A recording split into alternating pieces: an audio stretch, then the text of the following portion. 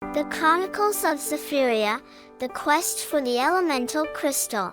In the heart of the ancient kingdom of Zephyria, a land enveloped in emerald foliage and azure skies, for brave adventurers assembled to embark on a quest of paramount importance.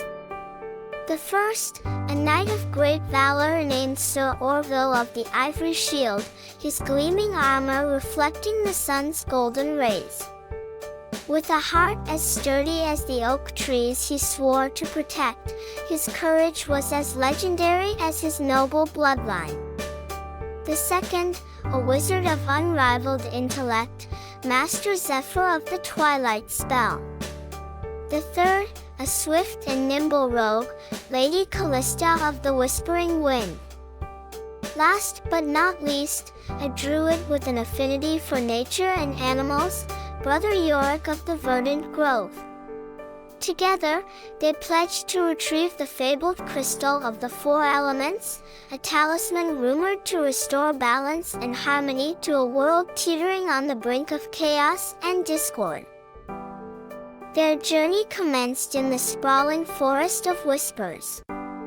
The first obstacle faced by the party was a labyrinthine network of enchanted woods, known to twist and turn around those who dared venture into its depths.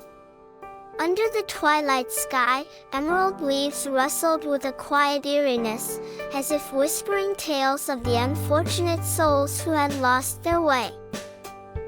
Master Zephyr of the Twilight Spell, with a brow creased in concentration, extended a hand toward the eerie woods. A soft glow emanated from the ancient wizard's fingertips, casting strange shadows on the forest floor as arcane symbols danced in the air. Drawing upon the vast knowledge stored within the labyrinth of Master Zephyr's mind, the mystical signs weaved a path through the deceptive woods. Sir Orville of the Ivory Shield took the lead, each footstep cautious but determined, while Lady Kallista of the Whispering Wind and Brother Yorick of the Verdant Grove followed closely, their senses alert for any lurking danger. After what seemed like days trapped in the heart of the Emerald Labyrinth, the party finally emerged at the forest's edge, their spirits kindled by their first victory. The second trial awaited the adventurers in the form of the treacherous abyss of echoes, a chasm so deep that echoes took minutes to return. Crossing this chasm was the only way to reach the resting place of the crystal. At the edge of this seemingly endless pit, the adventurers pondered their next move. Lady Kallista of the Whispering Wind, known for agility and grace, fastened a rope securely to an arrow and let it fly. The arrow whistled through the air and found its mark on the other side of the abyss. The rogue, with a reassuring nod to the team, began to cross the rope, her slender form silhouetted against the rising sun. Meanwhile, Brother Yorick of the Verdant Grove communicated with the spirits of the earth, requesting their assistance to strengthen the rope. The spirits responded to the druid's plea, and the rope became as sturdy as a steel chain. One by one, the adventurers followed Lady Kallista's lead, their breaths held as they traversed the gaping maw of the abyss of echoes. After a nerve-wracking crossing, the party exhaled in relief, their unity and trust in each other having grown immeasurably. Their final challenge was the confrontation with the ancient guardian of the crystal of the four elements, a colossal beast of stone and moss known as the Golem of the Last Stand.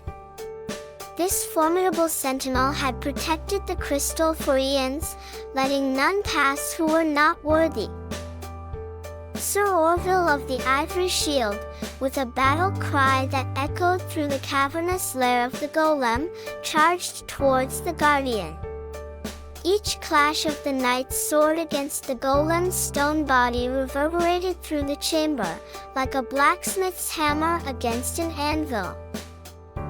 At At the same time, Master Zephyr of the Twilight Spell chanted incantations of old, his hands weaving a tapestry of arcane energy. Waves of force emanated from the wizard, buffeting the golem and chipping away at its stone form. Amidst the chaos of the battle, Lady Kallista of the Whispering Wind danced between shadows, her daggers striking with precision at the weak points in the golem's armor. Each swift movement was a strike, each strike a step closer to their goal. As the battle raged on, Brother Yorick of the Verdant Grove called upon the spirits of nature once more, this time to heal and fortify the team. Green, soothing energy wrapped around the adventurers, mending their wounds and bolstering their resolve. After a lengthy and harrowing battle, the golem of the Last Stand finally crumbled, its stone form reduced to rubble. The party stood victorious, their hearts pounding, their bodies weary, but their spirits undefeated.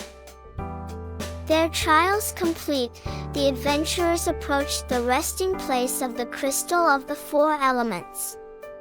As they laid their hands on the crystal, a warm, resonating energy surged through them. The crystal's light, once a mere flicker, now blazed with an intensity that filled the entire chamber, reflecting the conviction of the brave souls who had come to claim it. As the party returned to Zephyria with the crystal, they were hailed as heroes. The balance was restored, harmony returned, and the land, once teetering on the brink of chaos, flourished once more. The crystal of the four elements, now in the hands of the worthy, shone brightly, a beacon of hope, a testament to unity, and a symbol of the elemental balance that now pervaded the kingdom of Zephyria. The epic tale of Sir Orville of the Ivory Shield, Master Zephyr of the Twilight Spell, Lady Kallista of the Whispering Wind, and Brother Yorick of the Verdant Grove would echo through the ages. Their adventure became a ballad sung by bards, a story told to inspire courage, unity, and the quest for harmony. Their journey had not only restored balance to the kingdom but also brought them closer as a team, their bonds forged in the crucible of their shared trials.